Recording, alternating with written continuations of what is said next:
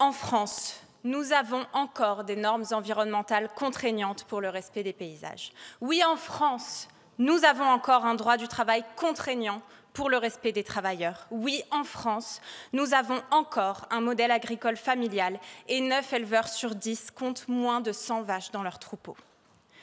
Nous sommes dans la période charnière où ce modèle agricole français pourrait basculer et où nous, politiques, devons faire un choix. Premier scénario, nous continuons votre politique, collègues macronistes, à savoir soumettre l'agriculture comme n'importe quelle autre marchandise au traité de libre-échange, écraser les agriculteurs et agricultrices sous une concurrence mondiale déloyale et être au final obligés de s'aligner sur les normes environnementales et sociales moins-disantes de l'international.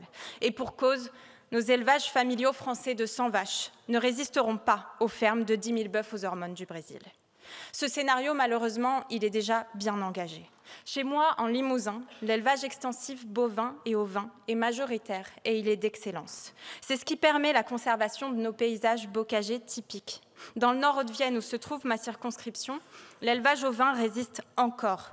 Mais en réalité, sous le coup de la concurrence internationale, nous avons perdu 350 000 brebis depuis les années 90.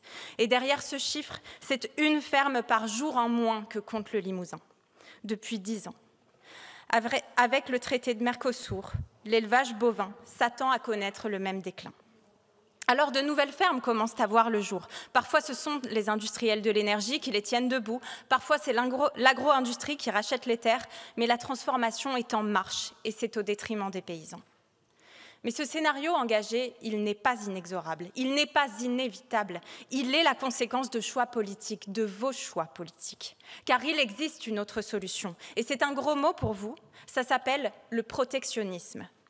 Oui, nous conserverons nos normes sociales et environnementales contraignantes qui font de l'agriculture française ce qu'elle est encore aujourd'hui, un modèle familial qui fait vivre nos territoires ruraux et préserve nos paysages. Mais si nous imposons cela aux agriculteurs et aux agricultrices, nous leur devons protectionnisme. Nous leur devons d'arrêter de considérer l'agriculture comme une variable d'ajustement. Nous leur devons d'arrêter d'échanger vaches et cultures contre des voitures.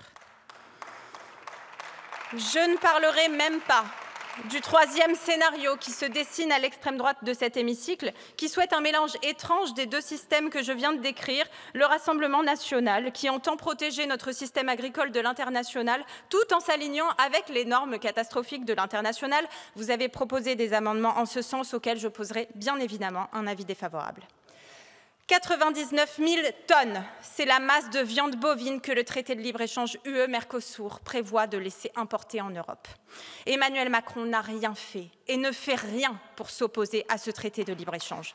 En réalité, Emmanuel Macron a même participé au premier accord obtenu en 2019. Il salue alors un bon accord qui respecte nos normes environnementales et sanitaires. Encore jusqu'en 2023, le gouvernement invitait à ne pas jeter l'accord à la poubelle et à évidemment le conclure. Alors c'est vrai, depuis l'explosion de la colère agricole, le discours gouvernemental a un peu changé.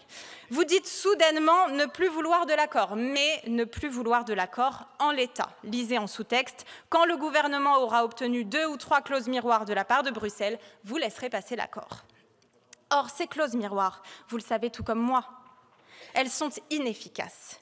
Il existe déjà des mesures miroirs aujourd'hui avec le Mercosur et l'Union européenne a révélé il y a peu qu'elle n'était pas respectée. Déjà hors traité, l'UE importe du bœuf aux hormones, ce qui est normalement interdit car les contrôles sont insuffisants et qu'il y a de la corruption de contrôleurs.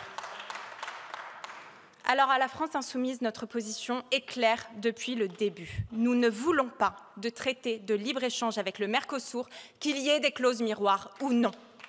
Et il nous fallait, à l'Assemblée nationale, un texte qui dise cela sans ambiguïté sur les clauses miroirs, qui invite à une opposition ferme et définitive, qui demande à la Commission européenne de soumettre l'accord à un vote à l'unanimité des États membres pour que la France ait un réel pouvoir d'opposition à ce traité.